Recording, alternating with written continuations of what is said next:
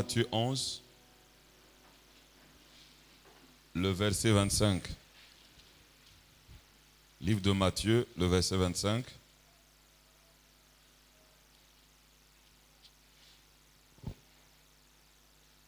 En ce temps-là, Jésus prit la parole et dit, « Je te loue, Père, Seigneur du ciel et de la terre, de ce que tu as caché ces choses aux sages et aux intelligents, et de ce que tu les as révélés aux enfants. Oui, Père, je te loue de ce que tu l'as voulu ainsi. » 1 Jean, le chapitre 2.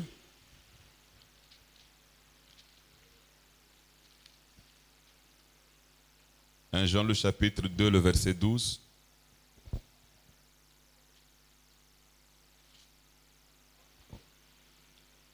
Je vous écris, petits enfants, parce que vos péchés vous sont pardonnés à cause de son nom. Je vous écris, Père, parce que vous avez connu celui qui est dès le commencement. Je vous écris, jeunes gens, parce que vous avez vaincu le malin. Je vous ai écrit, petits enfants, parce que vous avez connu le Père. Amen. Vous asseoir. Ici, c'est l'apôtre Jean qui avait envoyé la lettre. Et cette lettre s'adressait aux papas, aux jeunes gens et aux enfants. Et Jésus avait dit ceci, « Je te loue, Père, de ce que tu as caché ces choses aux sages et aux intelligents, mais tu les as révélées aux petits enfants. » Et Jésus aime les petits enfants. La leçon que nous allons voir ce matin, je l'ai intitulée « Ta révélation ». Ta révélation. Je vais d'abord donner la définition de la révélation, selon la parole de Dieu. Révéler signifie se faire connaître. Quand on parle de la révélation, c'est quand Dieu se fait connaître à la personne. La révélation, c'est quand Dieu se dévoile à la personne. Donc, la révélation, c'est se faire connaître, c'est se dévoiler en matière de la vérité divine. Révéler signifie se faire connaître, se dévoiler en matière de la vérité divine. La révélation, c'est la manière que Christ se fait connaître à l'homme. Donc quand on parle de révélation, c'est le dévoilement, c'est se faire connaître. C'est ça qu'on appelle révélation. Alors, la première de toutes les révélations, les enfants, c'est connaître qui est Dieu. Tout le monde prie. Tout le monde chante Dieu. Mais non, qui est Dieu? La première de toute la révélation, c'est la divinité du Seigneur Jésus-Christ. Toutes les églises prient.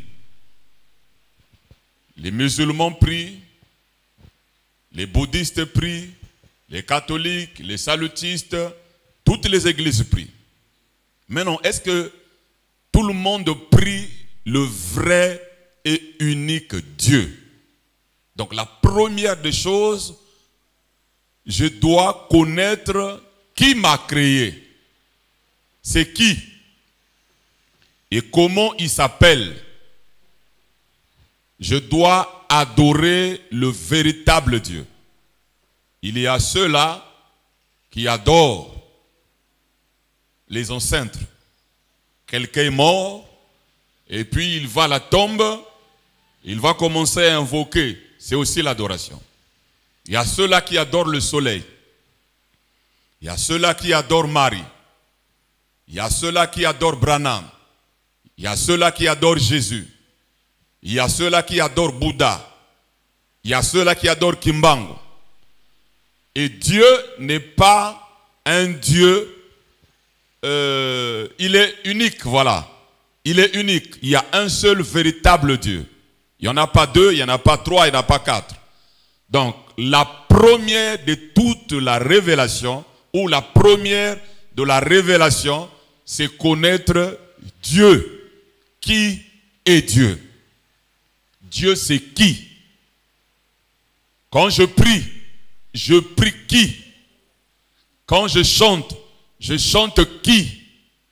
Voilà. Donc, je vais parler à votre niveau.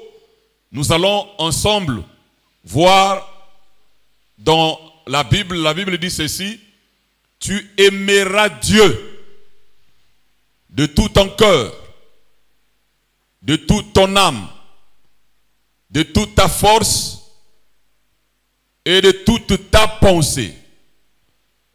Tu aimeras Dieu de tout ton cœur, de toute ton âme, de toute ta force et de toute ta pensée.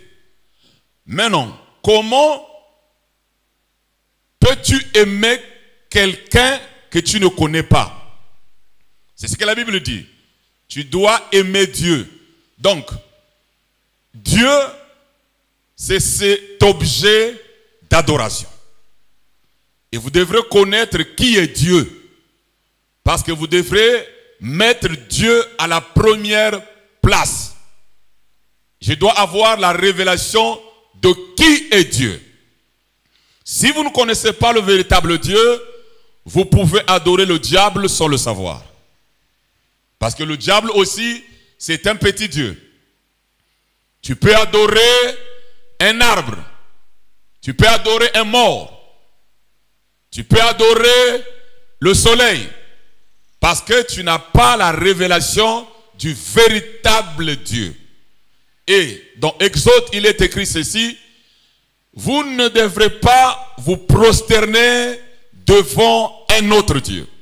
La Bible dit: je suis l'Éternel et je suis le seul véritable Dieu. Vous ne devrez pas vous prosterner devant n'importe quel Dieu. Alors, ensemble, nous allons lire les versets bibliques et je vais vous poser des questions et vous allez me répondre. Qui est Dieu? Dieu, c'est un objet d'adoration. Et vous devrez le connaître, lui, le véritable Dieu. Vous pouvez poser la question à un enfant qui est chez les catholiques. Il va te donner sa signification de Dieu, selon lui. Tu vas dans l'église des réveils aussi, il te dira Dieu, c'est ceci. Donc, chaque religion peut avoir son interprétation de qui est Dieu. Mais vous les enfants, qui êtes venus ici ce matin, vous devrez avoir la révélation du véritable Dieu. Parce que c'est ça qui vous amènera jusqu'à votre dernière demeure. Dieu, connaître le véritable Dieu. Quand tu as la révélation du véritable Dieu, tu ne peux plus adorer un autre Dieu. Bien. Mets-moi d'abord Deutéronome. Écoutez. Sachez donc en ce jour et retiens dans ton cœur que l'Éternel est Dieu. Qui est Dieu? Qui est Dieu? Bien. L'Éternel est Dieu. En haut dans le ciel et en bas sur la terre. Qu'il n'y a point d'autre. Qui est Dieu? Qui est Dieu? Bien. Quand on dit éternel, cela veut dire ça n'a ni commencement. Ok. Ni commencement. Voilà. Donc, si quelqu'un est né, cela veut dire c'est pas lui le vrai Dieu. Amen. Si quelqu'un meurt, cela veut dire c'est pas lui le vrai Dieu. L'Éternel, c'est celui qui n'a bien ni bien. Donc, si vous voyez un Dieu qui a commencé, ce n'est pas l'Éternel. Si vous voyez un Dieu qui meurt, ce n'est pas l'Éternel. Je reprends ici le texte. Sachez donc en ces jours et retiens dans ton cœur que l'Éternel est Dieu. Donc celui qui est Dieu, c'est l'Éternel n'a ni commencement.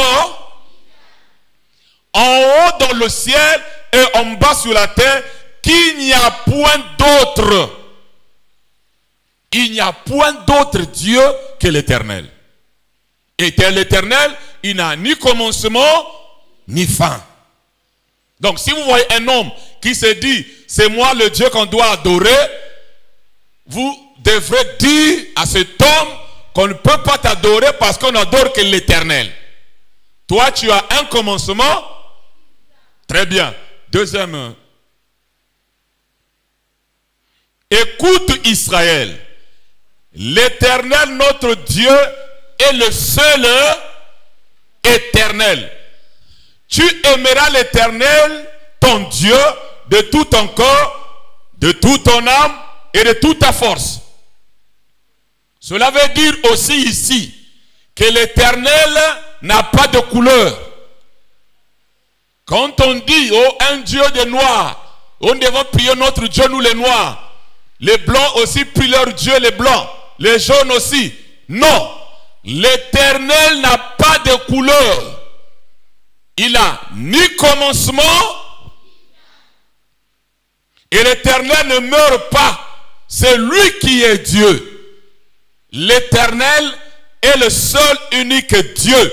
Tu aimeras l'Éternel, ton Dieu, de tout ton cœur, de toute ton âme et de toute ta force. Vous ne devrez pas aimer un autre Dieu que l'Éternel. Vous devrez aimer l'Éternel parce que c'est lui qui est Dieu. Je vais vous prendre l'exemple. Il y avait aussi des enfants qu'on avait arrêtés, on les avait amenés dans un autre pays, en captivité à Babylone. Ces enfants-là, ils étaient 3 ou 4. Meshach, Shadrach, Abednego et leur frère Daniel. Alors, ces enfants-là, on les avait déjà enseignés, comme je vous enseigne ce matin, que vous ne pouvez pas vous prosterner devant un autre Dieu que l'Éternel. Vous ne pouvez pas faire aussi les images taillées. Se prosterner devant une statue. Non, vous ne devez pas le faire. Vous ne pouvez même pas invoquer un mort. Mais vous devrez juste invoquer l'Éternel, c'est lui le véritable Dieu. Ces enfants étaient bien enseignés en Israël. Et on les avait amenés à Babylone en captivité. Comme ils étaient déjà bien enseignés, le roi Nebuchadnezzar, un roi méchant, il va ériger une statue. Il va faire une statue de leur frère appelé Daniel. Et il va dire à ces enfants-là que si vous n'adorez pas la statue, donc tout Babylone, on sort Babylone, on sort la tempête et vous prosternez devant la statue de Daniel. Daniel, c'était le frère, un prophète. On a sauté à ton père. Tout le monde se sont prosternés. Ils avaient peur de la mort. Pourquoi? Ils se disaient, si on ne se prosterne pas, on va nous jeter dans la fournaise à temps. Nous allons mourir. Et tout le monde avait peur et ils se sont prosternés devant la statue. Le Meshach, Shadrach, Abednego, les trois hébreux, bien que c'était la statue de notre frère Daniel, ils se sont dit non, nous avons un Dieu de la ciel, qu'on ne peut pas adorer un autre Dieu que l'Éternel. Et nous voyons ici l'image de notre frère Daniel. Nous allons, nous, rester debout et on va pas se prosterner. On a sonné la trompette, eux ils ont refusé de se prosterner. Et la Bible dit, l'Éternel est le secours qui ne manque pas le temps de la détresse. La Bible aussi dit, c'est l'Éternel qui nous guérit de toutes nos maladies. Donc c'est l'Éternel là, c'est lui qui guérit toi. Le médecin ne guérit pas. Celui qui guérit, c'est l'Éternel. Alors, ces trois garçons se sont dit, on va pas se prosterner. Parce que c'est l'Éternel qui est Dieu. On ne peut que se prosterner devant Dieu. Le roi a dit, comme vous avez refusé de vous prosterner, on va vous jeter dans la fournaise à mort. On a pris les trois, mais chaque était là. Shadrach et Abednego. Shadrach dit à Meshach, tu dis quoi? Jamais. Même si on le jette de la voie, je sais que l'Éternel prendra soin. Comme il n'a mis commencement, il connaît toutes choses. Il est en train de nous voir. Abednego dit, mais toi, tu dis quoi? Je dis, je préfère mourir et prendre possession de l'Éternel. Je ne peux pas adorer notre Dieu.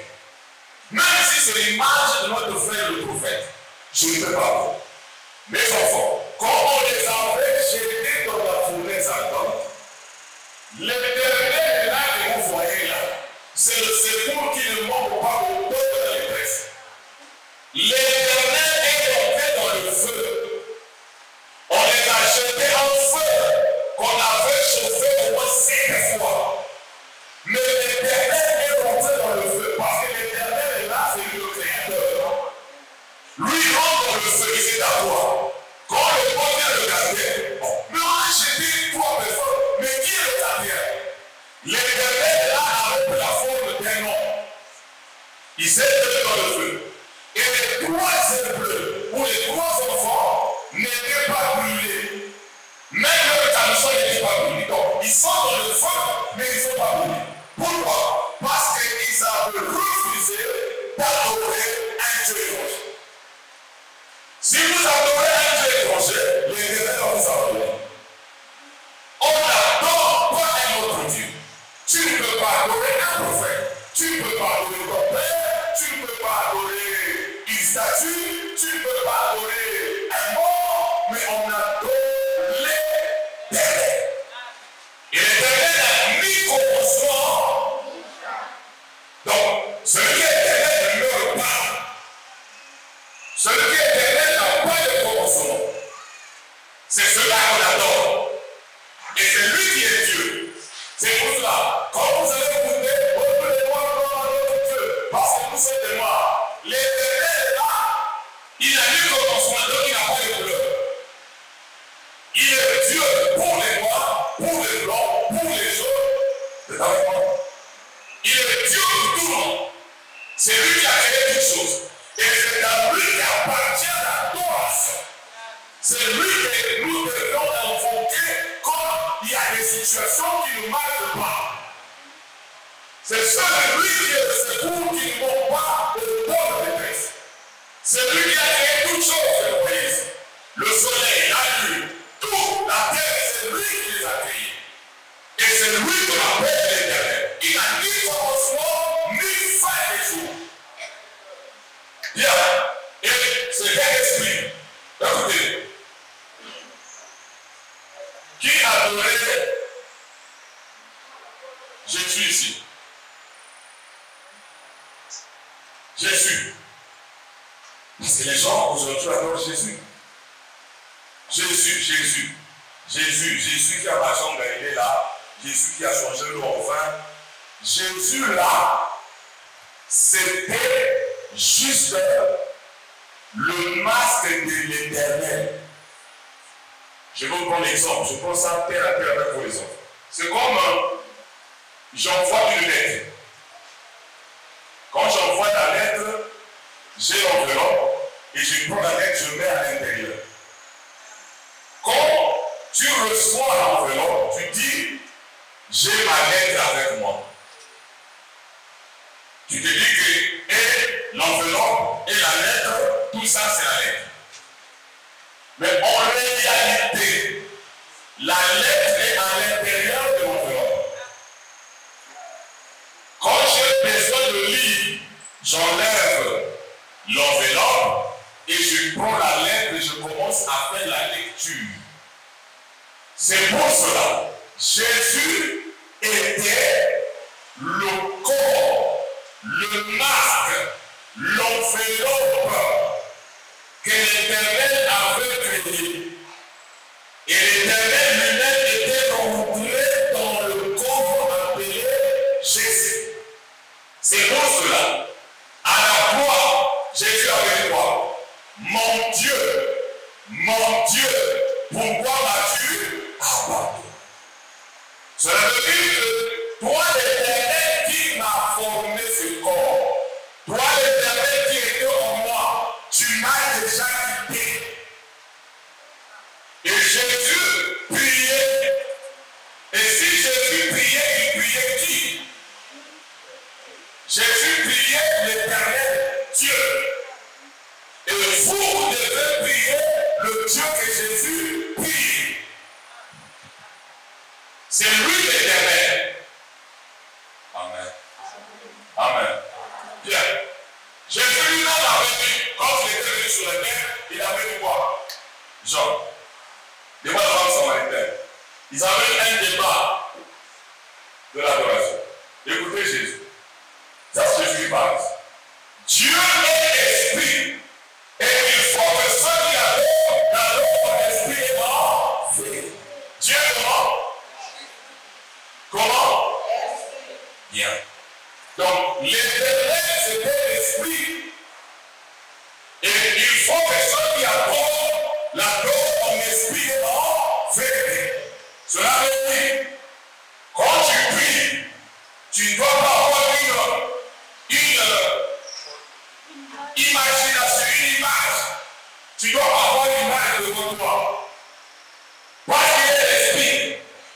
Tu fermes les yeux et tu formes l'image de Jésus. C'est pas ça. Cela veut dire, là tu devrais être idolâtre. Parce que Dieu est esprit.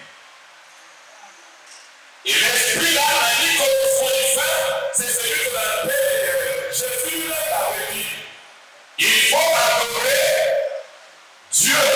Et Dieu est esprit. Et esprit, c'est éternel. Ok. Vous avez des petits enfants, si c'est un petit enfant, je veux l'expliquer. Voilà. Tel que vous voyez ici, et je suis là. Je peux dire que c'est moi, Badeka Samson Jonas. Je peux aussi vous dire, vous m'avez jamais vu. Je vais m'expliquer. Ça, c'est l'enveloppe.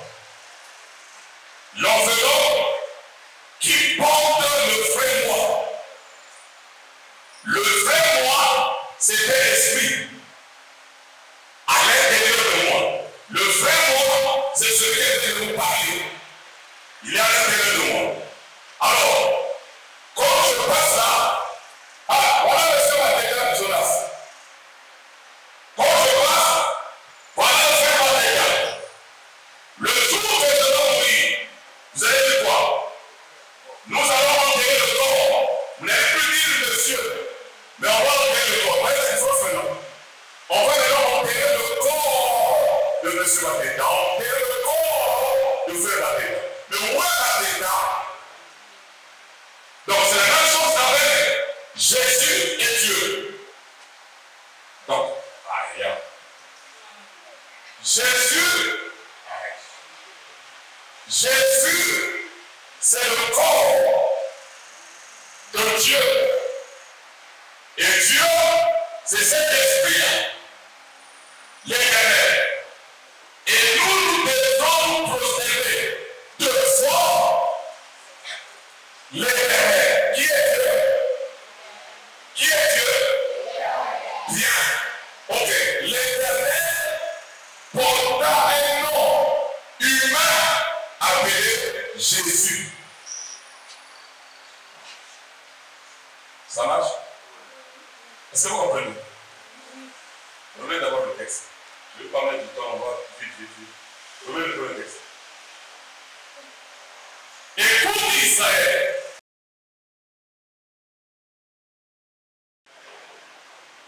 Donc, la seule personne que tu peux aimer de toute ton âme, de tout ton corps, de toute ta pensée, c'est l'Éternel. Et l'Éternel, il a ni commencement, ni fin. Et l'Éternel, c'est un esprit. Et cet esprit-là portait le nom appelé Jésus. Mais Jésus, l'homme Jésus, c'était le corps de l'Éternel. Par l'Éternel, ni commencement, ni fin. Jésus était né avec rien.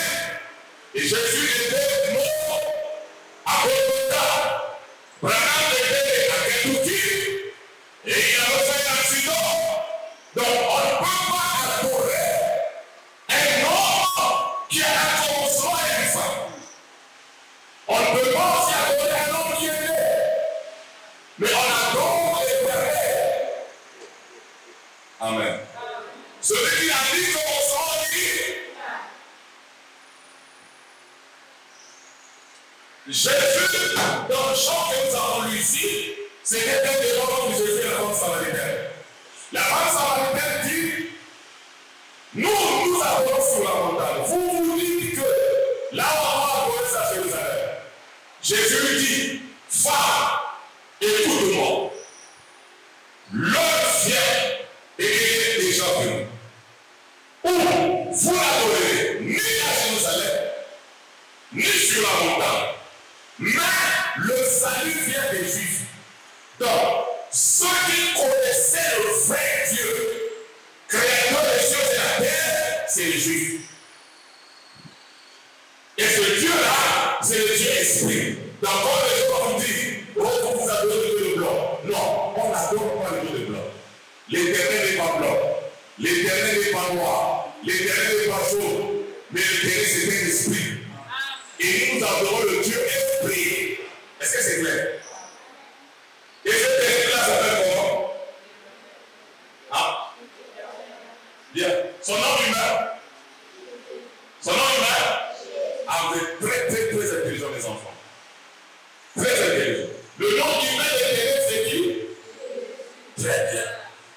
C'est un esprit, n'est-ce pas? Est-ce que c'est clair?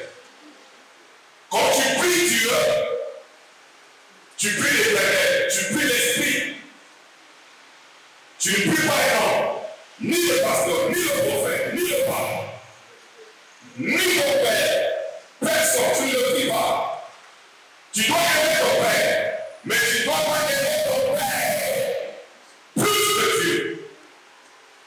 Parce que selon les textes, on dit, tu aimeras l'Éternel de tout ton cœur, de toute ton âme, de toute ta force et toute ta force. Donc, les enfants, l'Éternel est le seul de vrai Dieu, et il est esprit, et le nom humain, c'est Jésus. Vous ne pouvez pas adorer l'image de quelqu'un, la statue, la photo, les chapelets, tous ces draps-là. N'adorez pas ça. Adorez l'Éternel. C'est pour cela, quand les gens n'ont pas la révélation de la divinité du Seigneur Jésus-Christ, ils adorent d'une manière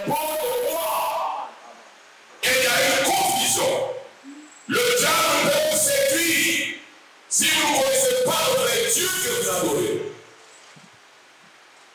C'est clair? C'est clair. Regardez la question, c'est relevable. Maintenant, ça c'est la première écoute de révélation. Quand tu marches, ok, je pense que le jour de ta mort, ni ton père, ni ta mère ne vont pas t'accompagner dans la tombe. Quand tu es malade à l'hôpital, ton papa, ta mère ne souffrira pas avec toi. Mais l'Éternel va compatir avec toi. On l'appelle l'ami fidèle.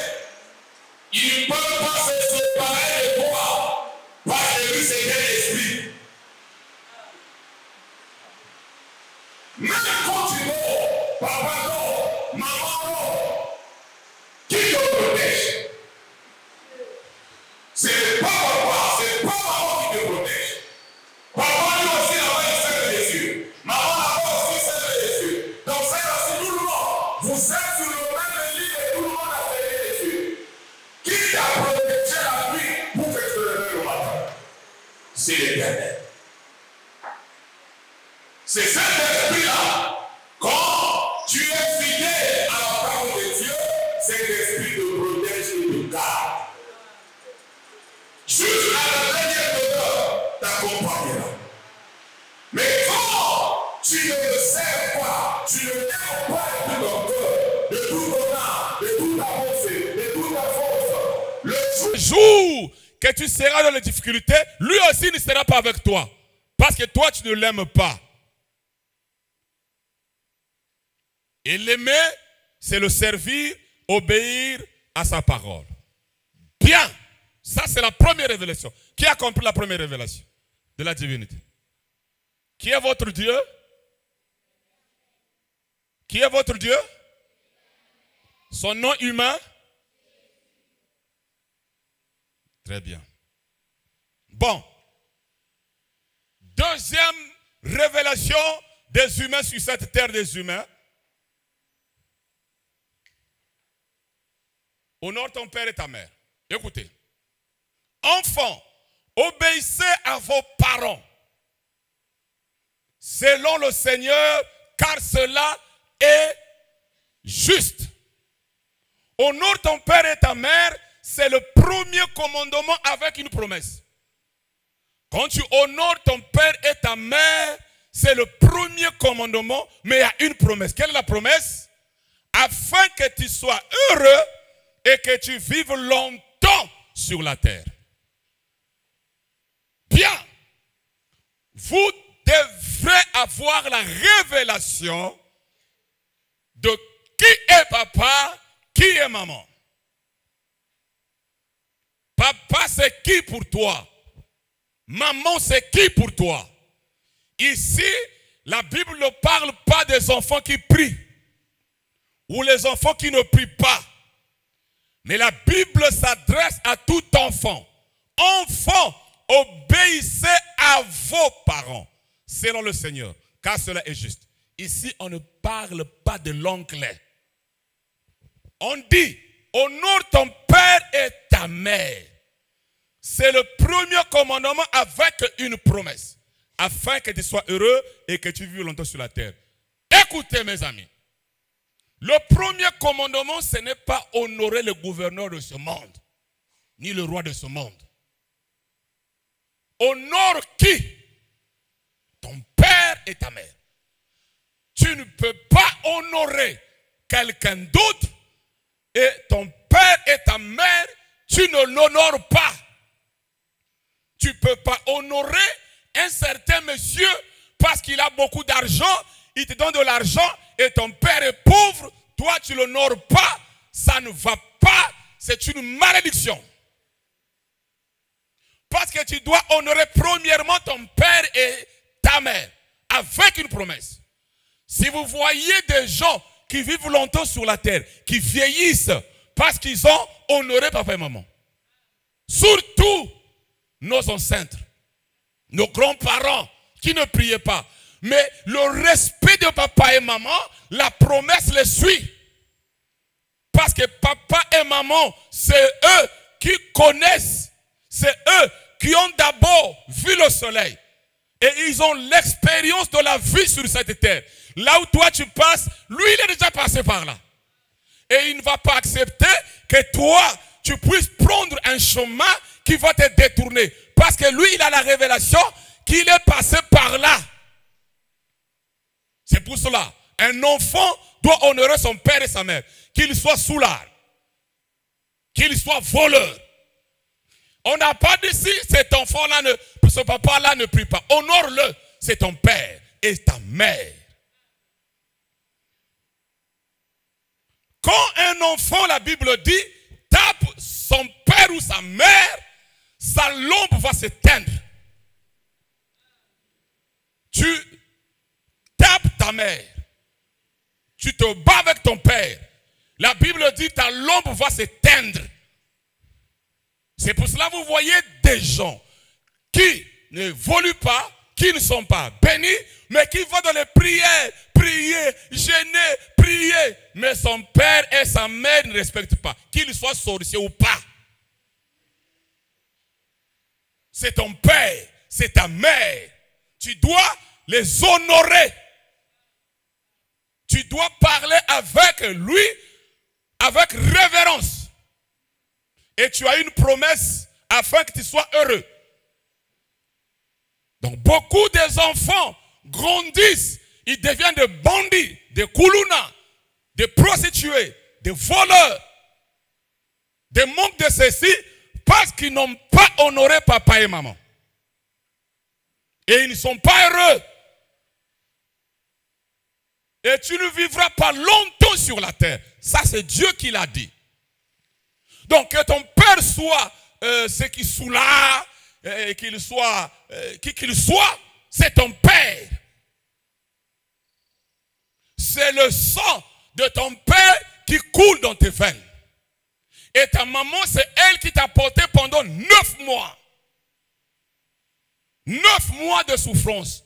Jusqu'à l'accouchement, les douleurs d'enfantement. Vous les jeunes filles, quand vous allez grandir, vous allez comprendre c'est quoi.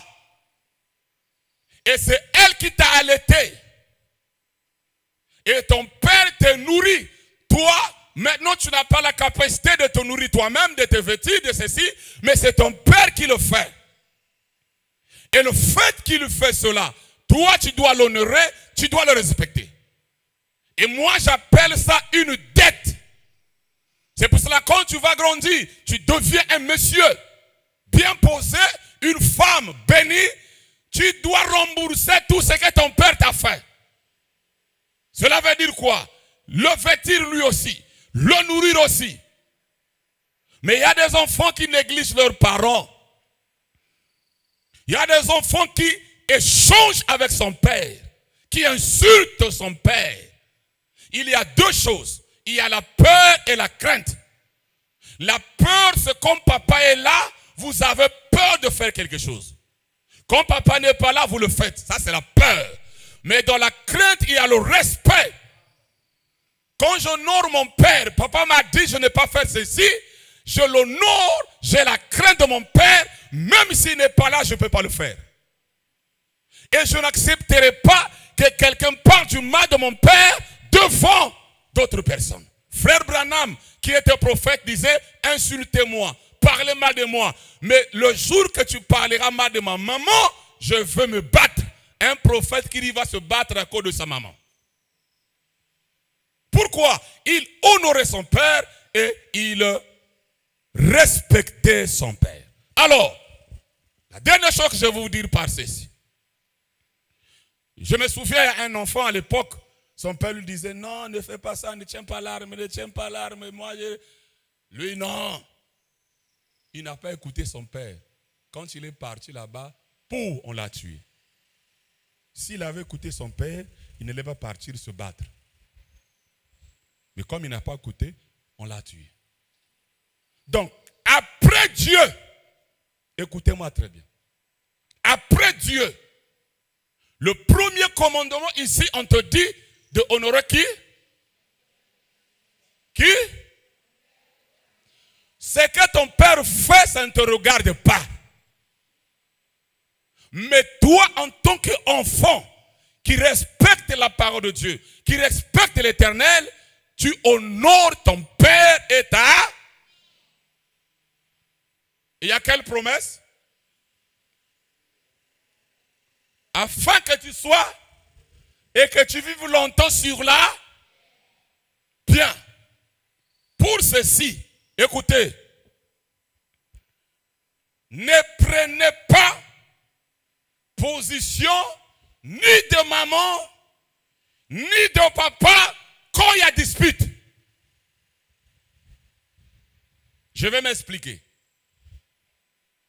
On a dit honore ton père et honore ton père et donc les deux. Comme papa et maman ont des problèmes, ont des divergences, même s'ils sont séparés, toi, enfant, ne prends pas position de ton père parce que tu aimes ton père. Ne t'ingère pas des problèmes de papa et maman. Tu honores papa, tu honores... On n'a pas dit l'oncle ici. C'est vrai que tu dois respecter l'oncle. Mais ici, on parle de ton père et ta mère. Il y a des enfants comme papa et maman ont des divergences, ça ne marche pas. Et les enfants vont se rassembler avec leur maman, commencer à parler mal de leur père. C'est une malédiction. Ne rentrez pas dans les disputes de papa et maman. C'est leur problème. Toi, il faut être au milieu. Tu respectes papa, tu respectes maman. Tu ne prends pas le mauvais conseil de papa, ni le mauvais conseil de maman. Si maman t'enseigne de ne pas aimer ton père, de le haïr, tu dois seulement écouter, mais ne fais pas ça. Toi, tu dois aimer ton père, tu dois soutenir ton père comme tu le fais pour ta maman. Parce qu'il y a des mamans et des papas qui séparent les enfants, qui donnent une mauvaise image de son mari à ses enfants. Pour que le papa ne puisse plus aimer ses enfants. Et toi, en tant qu'enfant digne, un enfant de Dieu, une fille de Dieu, tu dois respecter papa et maman. Peu importe ce qu'il soit court, qui qu'il soit, soulard, handicapé, voleur, qui qu'il soit, c'est ton père. Tu n'en changeras pas. Dieu a permis que tu viennes par lui. Et n'accepte pas dans ta vie que les gens se moquent de ton père et ta mère devant toi. C'est une malédiction. N'accepte pas ça. Donc, il y a d'autres malédictions, mes enfants, que les gens reçoivent depuis le bas âge et ils grandissent avec ça. C'est pour cela qu'ils ne réussissent pas dans leur vie. Parce qu'ils n'honorent pas son père et sa mère. Ils parlent mal de son père ou de sa mère. Toi, en tant qu'enfant de Dieu, respecte ton père et ta mère. Honore ton père et ta mère. Tu dois honorer et ton père et ta mère. Est-ce que c'est clair? C'est clair? Est-ce que c'est clair? Voilà. Écoute le conseil de ton père si c'est la parole de Dieu. Si ce n'est pas la parole de Dieu, dis papa, j'ai écouté, mais la parole ne dit pas ça. Parce que ton père aussi a un chef, c'est Dieu. Mais tu dois le respecter. Il y a des enfants, quand ils commencent à prier, papa ne prie pas, ils commencent, démon, Satan, non. Ça, ce n'est pas la parole de Dieu. Est-ce que c'est clair? Mes enfants, cherchez à avoir la bénédiction parentale. Si ton père te bénit, il ne peut plus te maudire. Cherchez à avoir la bénédiction. Que ton père ne puisse pas s'inquiéter de toi, qu'il ne parle pas mal de toi, mais que ton père t'apprécie. Et quand ton père t'apprécie, c'est comme une prière. Tu peux pourtant partir prier, jeûner, faire tout. Mais si ton père qui t'a mis au monde ne t'agrée pas, c'est une malédiction. Est-ce que c'est clair? Les enfants, vous avez compris? Isaac, un aveugle sous le sang des boucs et des taureaux, dit à son fils Ésaü, va me chercher le gibier comme j'aime. Reviens, cuisine ça, et mon âme va te bénir. Et vous savez que c'est que Isaac avait dit, parce que c'est Jacob qui avait volé sa bénédiction. Cette bénédiction-là accompagnait Jacob. Donc quand ton père te bénit, tu es béni. Mon fils, vraiment ce que tu as fait, sois béni mon fils. Tu es béni. Arracher la bénédiction de papa et maman. Que ta maman puisse te bénir. C'est une prière. Que ton père puisse te bénir. C'est une prière. Vous les enfants, grandissez avec la révélation de papa et maman. Qui est papa pour moi? Comme disent les païens ou les religieux, ou papa et maman, c'est le Dieu de la terre. C'est clair? Voilà, bon. Maintenant, je vais terminer. Je vais terminer. Il y avait un enfant au nom de Samuel. Les enfants, ne pensez pas que Dieu, là maintenant je vais parler de cette révélation et nous allons rentrer à la maison. Ne pensez pas que Dieu, c'est seulement le Dieu des papas ou le Dieu des mamans. Je vais vous montrer que le Dieu, c'est le Dieu des enfants. Le texte de 1 Jean. Mets-moi d'abord 1 Jean avant que je parle de... Je vous écris petits enfants. Donc, ça s'adresse aussi aux enfants. Parce que vos péchés vous sont pardonnés à cause de son nom. Le nom humain de l'Éternel, c'est qui? Hein? Bien. À cause de son nom. Je vous écris Père, parce que vous avez connu celui qui est dès le commencement. Il parle aux enfants, il parle au Père. Je vous écris jeunes gens, parce que vous avez vaincu le mal. Il parle aussi aux jeunes gens. Je vous ai écrit petits enfants, parce que vous avez connu le Père. Il parle au Père, aux vieux, il parle aux jeunes, il parle aux enfants. Et les enfants ont connu qui? Qui? Qui? Et le Père, c'est qui? Ah, tu es intelligente. Vous aussi, vous avez connu qui? Le Père. C'est clair? Bien. Il y avait un homme. Non, un enfant, je vais terminer par ceci. Un enfant appelé Samuel. Samuel, c'était un enfant comme vous ici. Qu'est-ce qui s'était passé? Sa maman était stérile. Elle ne donnait pas les enfants. Elle est partie au temple. Il a fait un vœu à Dieu. Il dit, Dieu! Et quand elle priait, elle n'ouvrait pas la bouche, elle pleurait. Si tu me donnes un enfant mâle, garçon, je vais le consacrer à toi. Je le donnerai à toi. Le sacrificateur Élie, il vient le voir dans le temple. Il dit, mais pourquoi tu es en train de pleurer? Tu es ivre, tu as pris le vin là-bas et tu viens pleurer ici. La femme dit, non, je ne pleure pas. Je suis en train de prier. Demandez à l'Éternel de m'exaucer. Le sacrificateur lui dit, que l'Éternel t'accorde le désir de ton cœur. Elle a dit, Amen.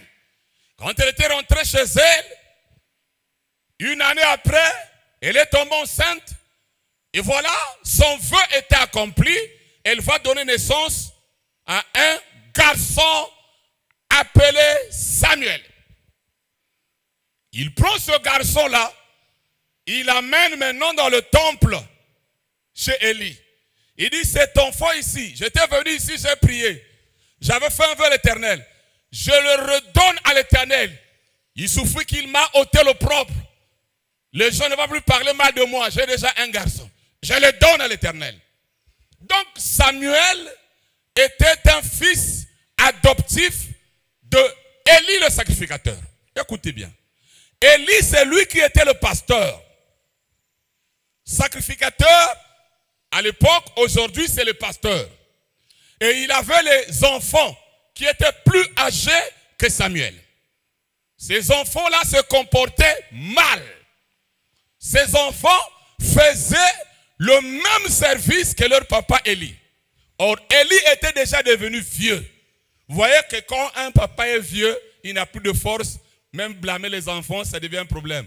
Les enfants même passent là, ah vieux, parce que le vieux est fatigué. Et il ne voyait plus bien. La vue avait baissé. Et ces enfants-là se comportaient mal. Quand les gens apportaient les sacrifices, ils volaient. Donc c'était des voleurs dans la maison de Dieu. Les enfants d'un pasteur. Les enfants des sacrificateurs Élie. C'est pour vous dire quoi? Ce n'est pas le fait d'être l'enfant du pasteur. Non. Mais c'est le fait de respecter les ordonnances de la parole de Dieu. Ces enfants-là volaient. Et remarquez, cet enfant Samuel regardait, voyait comment ces enfants volaient. Mais lui, il n'a pas imité ces enfants-là. Lui, il n'a pas dit, bon, comme les enfants du pasteur Élie volent, moi aussi je vais en profiter de voler avec eux. Non. La révélation est individuelle. La révélation est personnelle. La manière que Dieu se révèle à toi, ce n'est pas de la même manière qu'il va se révéler à X ou à Y. Et il volait. Et Élie, regardez, il était impuissant. Pas de force pour les blâmer. Et Samuel était là, il regardait, il voyait. Mais lui ne faisait pas ça. C'est pour cela. Quand vous partez à l'école, vous trouverez des mauvais amis qui vont vous dire, allons-y fumer. Les enfants qui vont vous projeter, les enfants qui ont des téléphones, Android, ils vont vous présenter les sales choses. Allons-y faire ceci.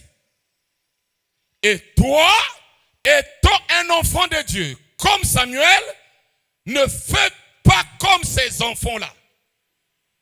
Il faut s'abstenir du mal. C'est ce que Samuel avait fait. Donc, vous pouvez aussi être dans une maison.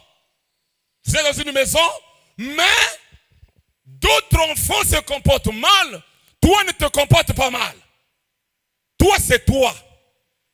Eux, c'est eux. Ta révélation est individuelle. Regardez Samuel, un fils adoptif. Il pouvait dire, oh, mais Élie, ses propres enfants font ceci, ils volent, ils font ceci, là. Moi aussi, je vais faire la même chose. Il ne le faisait pas. Ne copiez pas les sales habitudes. La Bible dit, dis-moi avec qui tu vas, je te dirai qui tu es. Qui s'assemble, évitez les mauvaises compagnies. Ne le suivez pas. Évitez. Un enfant qui va te conduire dans une mauvaise voie, ne le suis pas. Il faut refuser. Ok. Ici, il faut me dire quelque chose. Et vous, jeunes, vous êtes des braves jeunes. Vous aurez forcément des amis. Mais faites attention au genre d'amis que vous avez. Si c'est un ami qui suit Christ, fréquentez cet ami. Vous aussi, suivez Christ. Mais s'il ne le fait pas, ne le fréquentez pas. Ne fréquentez pas les mauvaises compagnies. C'est vous l'avenir de demain. C'est vous les Congolais de demain. C'est vous l'espoir du pays de demain. Et si vous êtes honnête, vous êtes juste, on vous a déjà bien travaillé, vous serez honnête jusqu'à votre fin. La Bible dit, montre le chemin que ton fils doit suivre. Quand il sera grand, il ne va pas oublier. Alors, je vais terminer. Samuel ne faisait pas ce que faisaient les fils d'Élie, des voyous, des voleurs,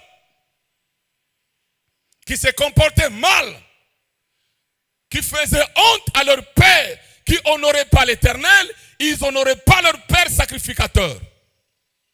Mais le petit Samuel était là. Et Dieu ne fait pas exception de personne. Dieu va venir lui-même parler à Samuel. Il dit, Samuel, Samuel. Samuel dormait là où était l'arche. Samuel, Samuel. Il se réveille. Il va vers Élie. Il va. Élie, tu m'as appelé. Élie dit, je ne t'ai pas appelé, va dormir. Il va dormir. La même voix parle. Samuel, Samuel. Il se réveille. Il court chez Élie. Élie, tu m'as appelé, je ne t'ai pas appelé, va dormir. Il repart. Pour la troisième fois. Samuel, Samuel. Il court. Élie, tu m'as appelé, je ne t'ai pas appelé, va dormir. Quand Élie avait compris que c'est Dieu qui appelait Samuel, il va dire à Samuel, Samuel, si tu entends encore cette voix qui te parle, dis, l'Éternel parle, je t'écoute.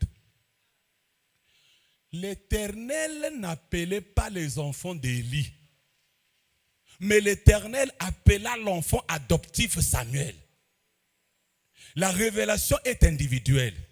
Ne regarde pas les autres. Toi, c'est toi.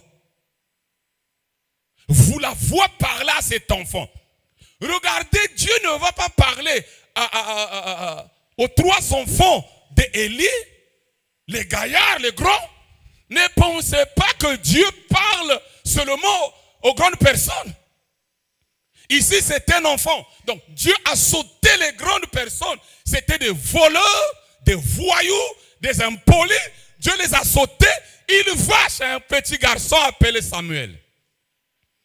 Et Samuel vient. Dieu parle. Samuel. Il dit, l'Éternel parle. Je t'écoute. L'Éternel va maintenant lui parler. Écoutez les enfants. Jusqu'à nos jours, l'Éternel parle. Il peut te parler. Je vais vous donner un témoignage. Mes enfants à moi, tous les enfants, à moi à la maison. Je suis à la véranda et ils sont à la cuisine là-bas. Ils écoutent la voix qui les appelle. Parfois, Billy, ils courent vite chez moi. Papa, tu m'as appelé? Je ne t'ai pas appelé. Ce n'est pas moi qui l'ai appelé. Joseph, papa, tu m'as appelé. Ce n'est pas moi qui l'ai appelé. C'est que c'est Dieu qui appelle. Jusqu'à nos jours, Dieu peut t'appeler. Dieu peut te parler par la voix audible. Mais le problème, c'est de respecter les principes de la parole. De ne pas suivre les mauvaises compagnies. Restez avec la parole de Dieu et Dieu te parlera. Une voix peut te parler et la voix parla. Et cet homme ou ce garçon avait écouté la voix de Dieu. Écoutez une très bonne nouvelle. Dans la Bible ici, il n'y a pas le livre des enfants d'Élie. Mais Samuel, qui n'était pas l'enfant d'un sacrificateur, un fils adoptif d'Élie, nous avons un livre qu'on appelle Samuel ici. Vous aussi, si vous voulez avoir un livre de votre vie, quand tu vas quitter la terre, que les gens parlent de toi, écoute la voix de Dieu. Que Dieu te parle. Que Dieu se révèle à toi. Mets-moi d'abord le texte. Non. Samuel.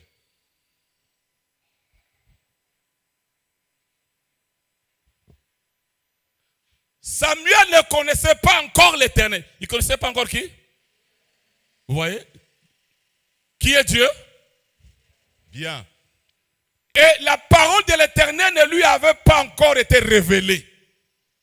L'Éternel appela de nouveau Samuel pour la troisième fois. Et Samuel s'éleva, alla vers Élie et dit, me voici, car tu m'as appelé. Élie comprit que c'était l'Éternel qui appelait l'enfant. Dieu aussi appelle les enfants.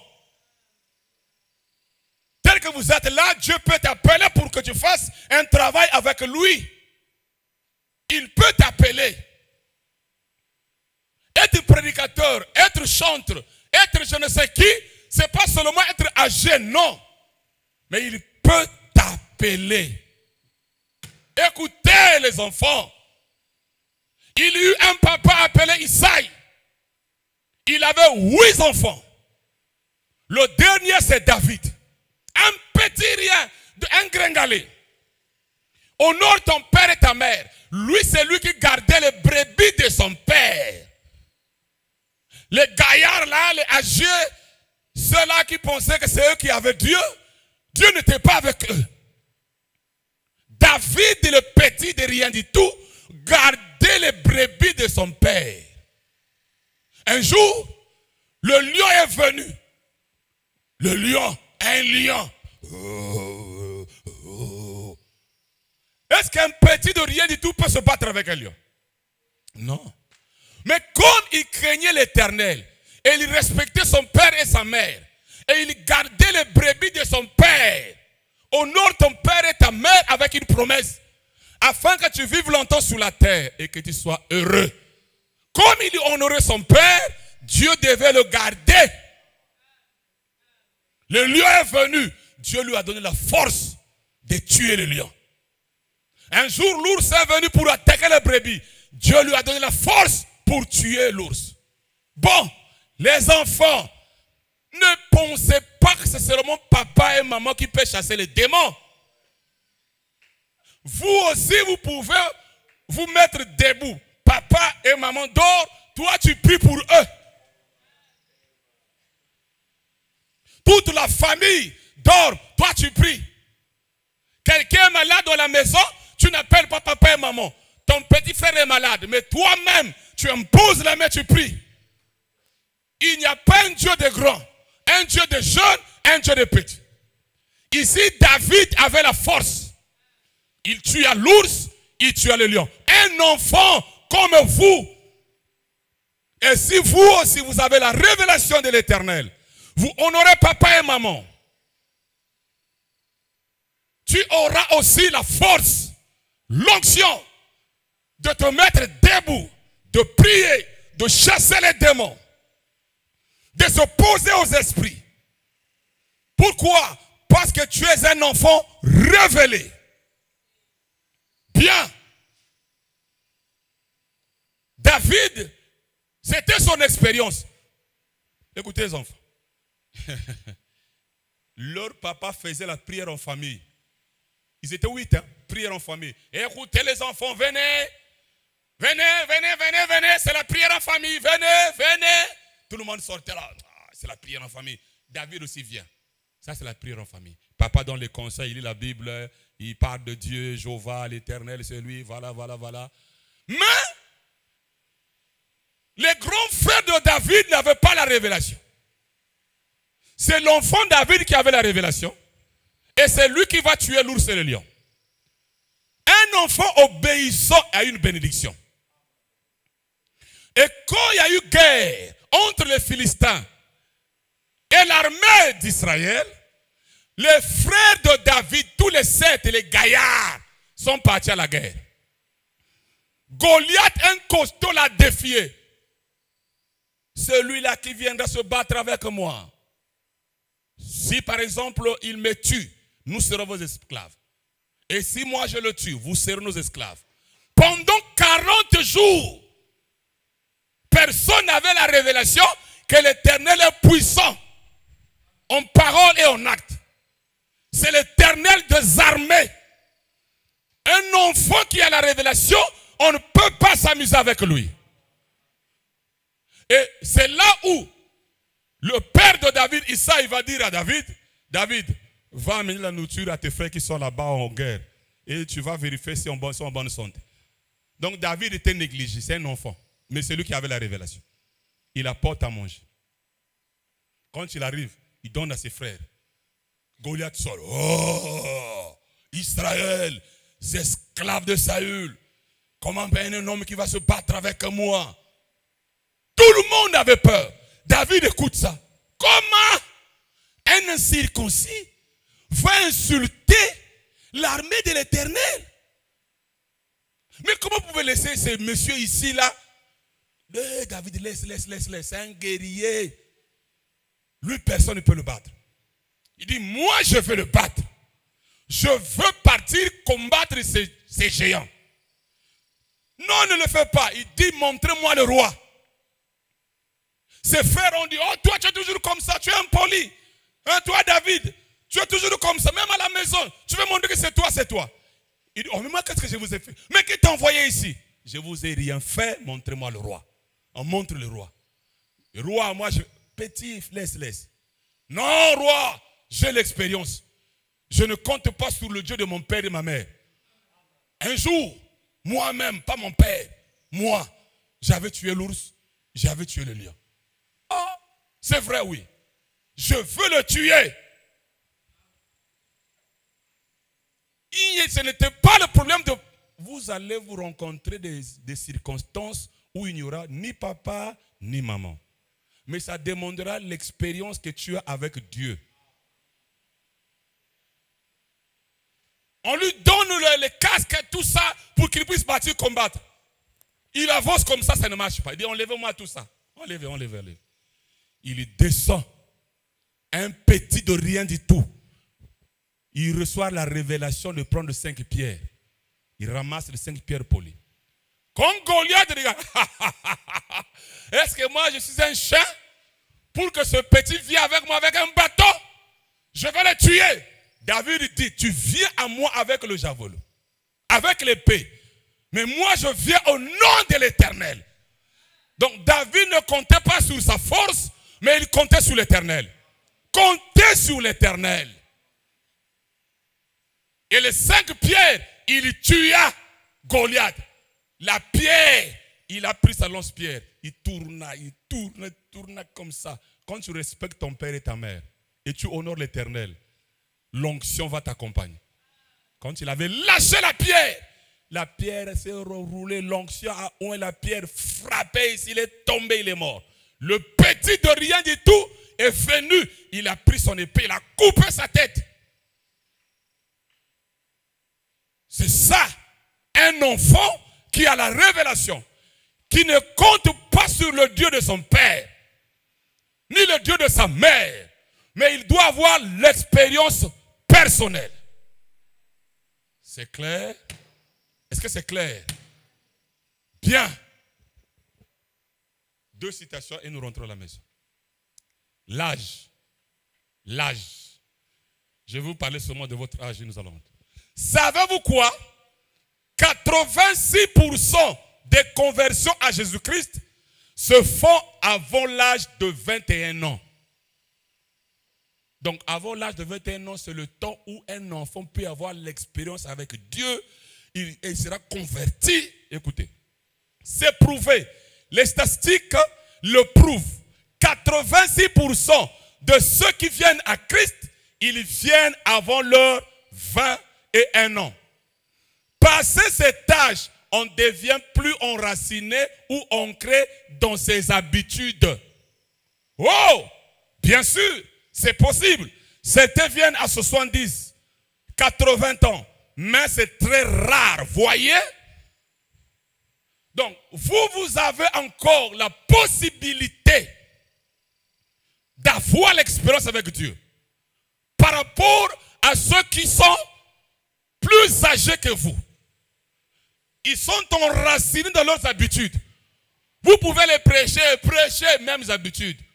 Mais vous, les enfants, avec l'âge que vous avez, vous pouvez faire des exploits avec Dieu. Il suffit seulement d'avoir la révélation de Dieu. Est-ce que c'est clair? Qui a 21 ans ici? Voilà. Donc, l'âge que vous avez là, c'est l'âge de la conversion. C'est l'âge de l'expérience. Et quand tu auras l'expérience avec Dieu, qui prie la nuit ici, au milieu de la nuit, même 24 heures. Ah, Dieu te bénisse ma fille. 24 heures, même 1 heure, 2 heures. Les enfants. Ça, Dieu vous bénisse. Ça, c'est très bien. Ça, c'est très bien. Papa et maman dort. Toi, tu te réveilles, tu pries. Oh éternel Jésus. Voilà ma vie. Voilà. Je remets ma vie. Seigneur, aide-moi dans les études. On me reproche de ceci. Quand on te reproche quelque chose, c'est à toi d'aller prier et dire à Dieu de t'enlever cette chose-là. Deuxième citation. Écoutez. J'ai 2 filles, frère Branham. J'ai 2 filles qui sont jeunes, qui sont assises là. Je ne sais pas ce qu'elles vont devenir. Même moi, je ne sais pas ce que les enfants vont devenir. Je prie seulement pour elles. Moi aussi, je prie seulement pour mes enfants. Les enfants aujourd'hui, je ne 3 points. Vous ne pouvez pas savoir. Je ne sais pas. Elles ne sont pas immunisées contre cela. Ne pensez pas que les enfants d'un homme de Dieu sont immunisés contre le péché. Non. Non. Elles doivent se tenir debout sur leurs 2 pieds devant Jésus-Christ et répondre pour elles-mêmes. Les gens, oh moi, j'ai cru Branham, j'irai au ciel. Même ces enfants ne devaient pas compter sur Branham. Eux-mêmes devraient se tenir debout sur ces 2 pieds devant Jésus-Christ et répondre sur elles-mêmes. Elles ne peuvent pas entrer sur la base de ce que 3 points, sur la base de ce que je crois et ce que leur mère croit. Je ne sais pas ce qu'elles font.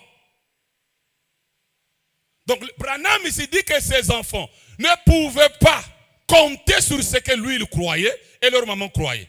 Mais eux-mêmes devraient se tenir debout devant Jésus-Christ. Cela veut dire que les enfants doivent avoir aussi la révélation de qui est Dieu. La Bible, l'importance de la Bible. Parce que si vous n'avez pas la révélation, vous allez prendre ce livre ici comme un journal. Qui lit sa Bible le matin et le soir. Écoutez, ce livre ici, c'est inspiré par Dieu. Il n'y a pas un livre qui dépasse ce livre. La Bible, c'est Dieu sous forme écrite. Ça ne vous fera pas du mal. Ça vous fera du bien. Et le diable n'aimera pas que vous la lisez.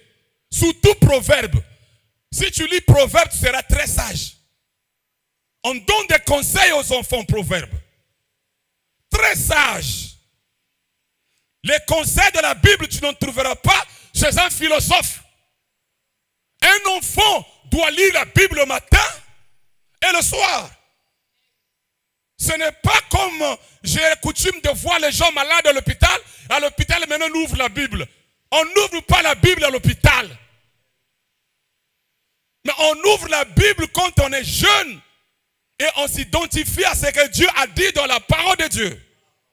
Lisez ce livre. Si vous voyez quelque chose que tu as des difficultés à faire, spirituellement parlant, dites-vous que c'est une bénédiction, cette chose-là. Ça, vous avez des difficultés pour prier. Dis-toi que le diable ne veut pas que tu pries. Il y a une bénédiction là. Si tu as des difficultés de lire la Bible, dis-toi que la Bible c'est une bénédiction. Le diable le sait, il ne veut pas te voir lire la Bible.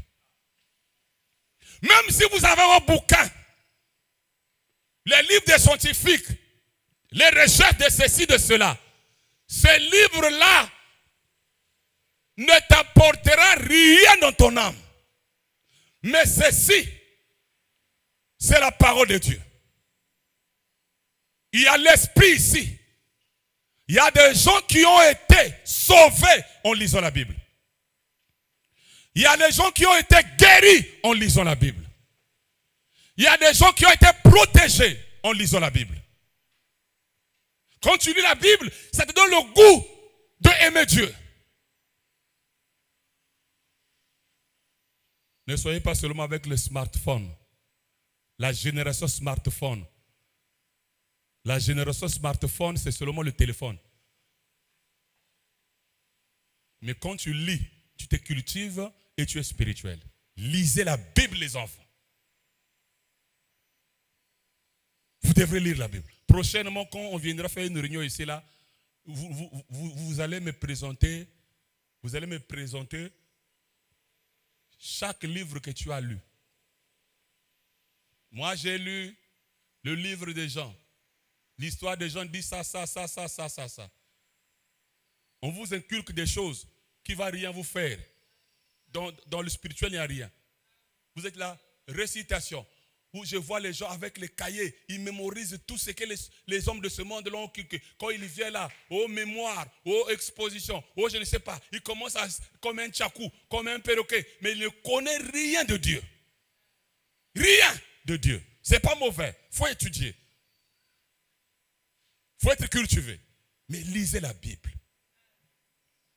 Ne rejetez pas. Qui a une Bible à la maison? Voilà. Tu n'as pas une Bible, viens me voir, je vais t'acheter la Bible. On va t'acheter la Bible. Il n'y a pas un livre qui dépasse ce livre-ci. Les parents vont vous dire, allez à l'école, étudier, c'est bien, c'est très bien, c'est honorer-les, c'est bien. Mais, spirituellement parlant, vous devrez lire la Bible. Connaître l'histoire de la Bible. Vous savez, quand vous lisez la Bible, oh, c'était comme ça. Oh, Dieu est grand, hein? Dieu est bon. Hein? Voilà, tu vas l'aimer. Tu aimeras Dieu de tout ton cœur, de toute ton âme, toute ta force, toute ta pensée. Et comment tu vas l'aimer si tu ne connais pas et ce qu'il a fait?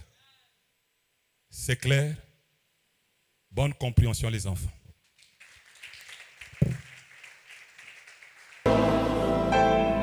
Lord,